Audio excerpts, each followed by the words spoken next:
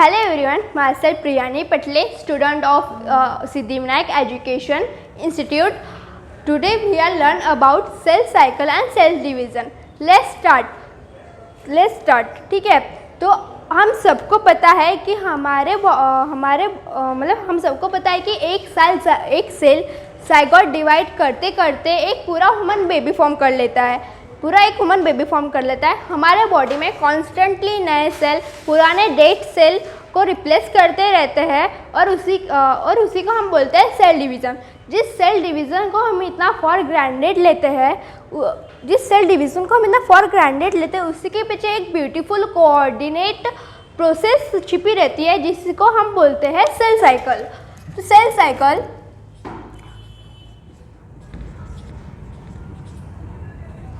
Cycle क्या है? It is a sequence of event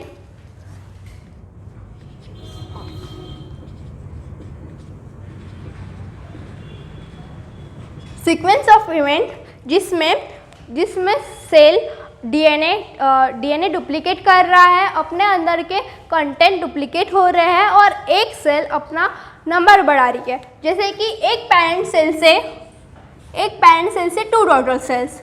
ठीक है। सेल साइकिल एक टाइम पीरियड है जिसमें नया डॉटर सेल बना और उसकी फर्दर डिवीज़न हुई। ठीक है। एक नया डॉटर सेल बना और उसकी फर्दर डिवीज़न हुई। अभी इस सेल साइकिल को या फिर पूरे डिवीज़न को होने में जो टाइम ड्यूरेशन लगता है, वो कितना लगता है? If 24 hours for cell division occurs inside the human body। Human body के अंदर एक सेल को डिवाइड होने में पूरा एक दिन लगता है। ठीक है। अब ये cell division organism to organism होता है, जैसे कि ये ह्यूमन में भी होता है, ईस्ट में भी होता है और बैक्टीरिया में भी होता है। तो ह्यूमन में ये जो टाइम ड्यूरेशन रहता है ह्यूमन में 24 आवर्स का रहता है और ईस्ट में 90 मिनट्स का। ठीक है। ह्यूमन में 24 आवर्स का रहता है और ईस्ट में 90 मिनट्स का। तो ये बात होगी टाइम ड्यूरेशन की। अब हम इसके फेजेस देखते हैं। तो cell cycle divided into 2 basic phases, एक इंटरफेज और एक एम फेज। ठीक है।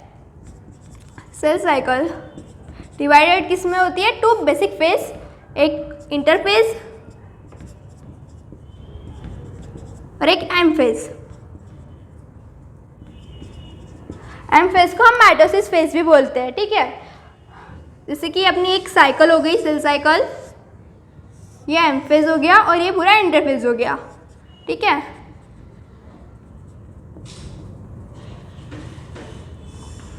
ये पूरा इंटरफेज हो गया। फिर जो एम फेज है वो रिप्रेजेंट कैसे होती है? The M phase represent the phase when actual cell division and mitosis occur. मतलब एम फेज में एक्चुअल सेल डिवीजन और माइटोसिस अकर्स। ठीक है। और इंटरफेज कैसे रिप्रेजेंट होती है? 2 सक्सेसिव एम फेज से। ठीक है। 2 सक्सेसिव एम फेज। अभी इसको 2 सक्सेसिव एम फेज से रिप्रेजेंट कैसे? मतलब इंटरफेस देखो, इंटरफेस स्टार्ट एम फेज से ही हो रही है और एंड भी एम फेज से ही हो रही है, इसलिए इसको बोला जाता है कि 2 सक्सेसिव एम फेज से ये रिप्रेजेंट करती है। ठीक है। जो अभी ये जो इंटरफेज है, ये जो इंटरफेज है वो मतलब उसका जो ड्यूरेशन रहता है वो रहता है 95% का। ठीक है। 95% का ये उसका पूरा ड्यूरेशन रहता है और बाकी का जो 5% रहता है वो जो बाकी का जो 5% रहता है वो माइटोसिस में आता है। ठीक है। 5%, इसमें 95%, इसमें 5% रहता है। ठीक है। मतलब सेल साइकिल की सबसे बड़ी और सबसे लार्जेस्ट फेज अगर किसी को बोलेंगे तो उसको बोलेंगे हम इंटरफेस। ठीक है। अगर आपको क्वेश्चन पूछा जाता है कि which phase occupy maximum part of cell cycle, तो वो आपका आंसर रहेगा इंटरफेस। ठीक है। अभी ये जो अपने इंटरफेस है उसको हम रेस्टिंग फेज भी बोलते हैं।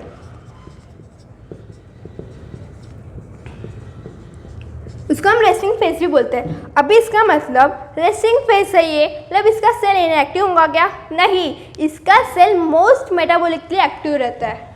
इसका जो सेल रहता है वो मोस्ट मेटाबॉलिकली एक्टिव रहता है, ठीक है, मोस्ट मेटाबॉलिकली एक्टिव रहता है इसका जो सेल है, ठीक है। अभी ये तो बात हो गई इसकी। अब इसके टाइप्स देखते हैं। जो इंटरफेस के 3 टाइप्स रहते हैं, G1, S, G2, और एनाफेज के 2 टाइप्स, कैरियोकाइनेसिस और साइटोकाइनेसिस। अभी कैरियोकाइनेसिस के भी 4 टाइप्स रहते हैं, ठीक है, prophase, metaphase, anaphase, telophase. Prophase, anaphase, metaphase, anaphase और टेलोफेज, ठीक है। इसके टाइप्स हो गए।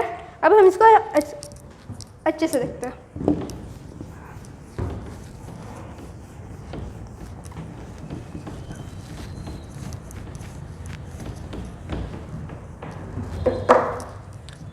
ये सेल हो गई पूरी।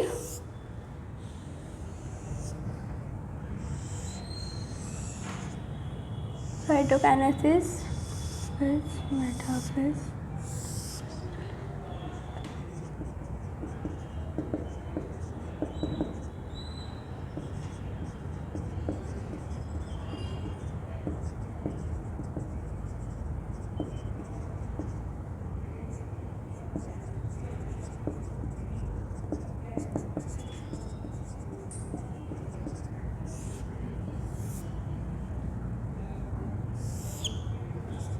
G1, S, G2, ठीक है।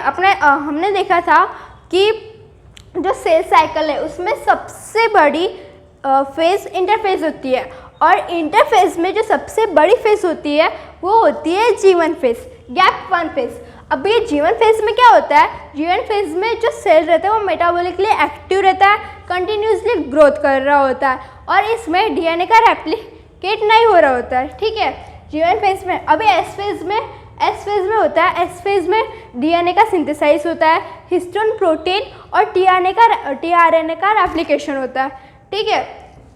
अभी ये एस फेज में और एक बात होती है, जैसे कि डीएनए नंबर एस फेज में जाके इंक्रीज होता है, मतलब डीएनए नंबर मतलब 2C है, मतलब जीवन में 2C है, वो इंक्रीज हो जाएगा एस फेज में जाके, तो 2C से 4C हो जाता है। और लेकिन क्रोमोसोम नंबर जो होता है, क्रोमोसोम नंबर वो रिमेन सेम रहता है, कांस्टेंट रहता है, ठीक है, 2n से मतलब वो सेम रहता है, 2n ही रहता है बस, जीवन में भी और एस में भी, ठीक है। तो ये एक बात याद रखनी है कि जो डीएनए नंबर है वो एस फेज में जाके डबल हो रहा है, लेकिन क्रोमोसोम नंबर है वो सेम रह रहा है, वो डबल नहीं हो रहा है, ठीक है, ये बात याद रखनी है। अभी G2 फेज में क्या होता है? G2 फेज में सिंथेसिस ऑफ प्रोटीन होता है, प्रोटीन का सिंथेसाइज होता है, और आरएनए का फॉर्मेशन होता है, ठीक है। अभी कोई सेल होती है जो कि डिवीज़न नहीं करना चाहती, फॉर एग्जांपल अपनी हार्ट की सेल, ठीक है, हार्ट की सेल होती है जो मतलब डिवीज़न नहीं करना चाहती। अगर ऐसी कोई सेल जो मेटाबॉलिकली एक्टिव है और डिवीज़न नहीं करती है, वो जाती है G0 फेज में, यहाँ पे रहती है G0, ठीक है, वो जाती है G0 फेज में, ठीक है। बस यही कुछ बातें थी इसके बारे में, सेल साइकिल के बारे में। So thank you. अगर आपको वीडियो अच्छा लगे तो like and subscribe. Thank you.